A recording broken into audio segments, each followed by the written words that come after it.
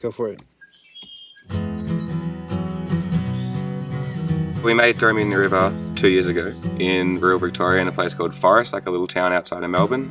That was like an amazing experience. We lived in this house for a while, and you sort of like living in the place you're recording is like a quite different experience from just recording in a studio. You really you're sort of just constantly there. It's sort of a bit more all-encompassing, I guess. Like all of your energy just goes towards making music and making the album. So we sort of wanted to repeat that experience as much as we can, and with Throw Me in the River we recorded all of that just on like a little portable recording setup that our friend Sam had from his studio, Holes and Corners, and then we sort of wanted to do something maybe a bit bigger, maybe at a more studio-esque space, I guess. Jeff, who's our producer, found an ad for this place that we're at now in the back of Tape Op magazine. He came and checked it out and then recorded here with his band, and the house is just perfect. There's enough room that everyone can kind of have space to themselves. We're always there, we're always available, we're always working on the record and always making stuff, and just being in this ridiculous environment where it's just so beautiful and so peaceful. It's very conducive to being creative. Like, you know, you don't really get internet except for in a few rooms of the house. There's not really a TV, there's not all that much to do except think about the record, which could be a good thing, it could be a bad thing.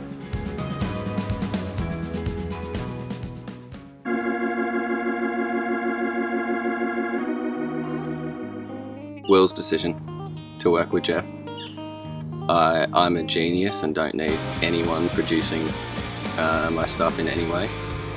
But jokes aside, having someone else around definitely helps, because we all are very kind of headstrong. We know exactly what we want, and therefore probably our inability to see the bigger picture probably gets in the way a bit. So I think having anyone around it and just say, shut the fuck up every now and then and try this is always helpful.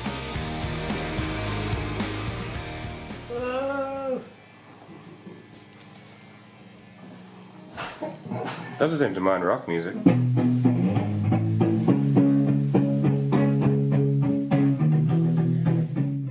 The actual process itself for this record has been a little bit different, I suppose. We did it basically the same way as we did Don't Fuck With Our Dreams, the EP. We did it all live together, like tracking together, which is absolutely fucking terrifying as the drummer, because you basically just get to do a take or a couple of takes. In my case, sometimes 20 takes. Can also be quite stressful when somebody plays a take perfectly and you make one mistake, or vice versa, you play it perfectly and someone else makes a little mistake. It can get a little frustrating, but ultimately rewarding at the end. It feels like you're playing music, not piecing together a jigsaw. When you get a good vibe, when you sort of do sound like the way that you sound live, hopefully it's for the best. You know, some of the technical parts might be a bit looser, but the overall vibe is captured in a better essence. My favourite song on the album is probably Shine. I'm like very proud of that song lyrically, and it's got like a dramatic, get quiet, heavy middle bit, and that might be like my best one yet. You know, the best of fucking 30 attempts at writing that same part. A song called Kills Me to Have to Be Alive is maybe the most like honest, and it's very, very personal, and it's probably like the most honest that I've been about like my mental health in anything that we've done so far. But those two are probably my favourite songs, but I like all the songs. I think that I'm very fucking proud of this record in a way that I've never really been proud of anything we've done before, so I don't know. I kind of like all the songs, which is weird. I like a lot of the I like all the songs of the record. I like a lot of them. I like all the songs of the record. It's kind of tough to say, because I think the goal for me is to make every song the best song on the record. Can't pick favorites, or else it'll just make the other ones shitty. Probably my favourite part that I didn't play is Lee's solo in Death to the Lads. Lee's The Darkness style guitar solo in Death to the Lads. Lee's guitar solo in Death to the Lads?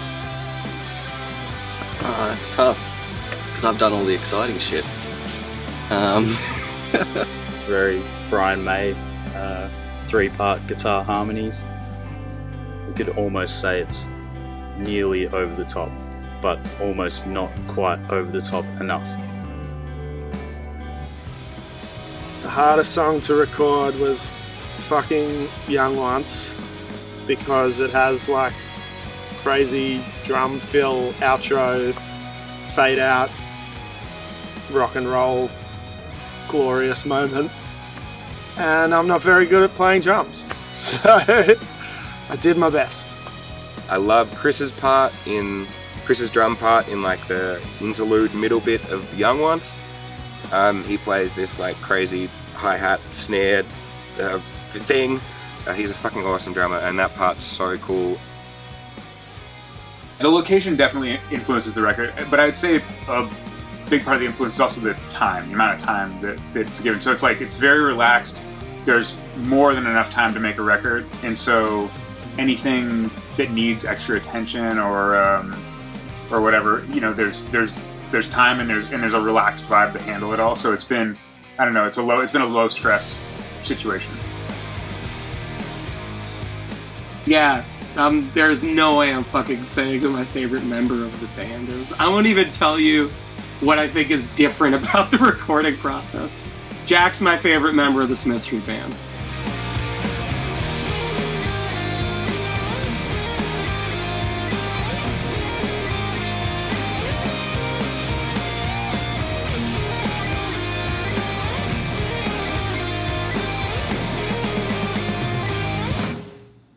Again. Yeah. Oh, fuck. Repeating myself. Lee never repeats himself, unless it's a guitar harmony, and then I do repeat.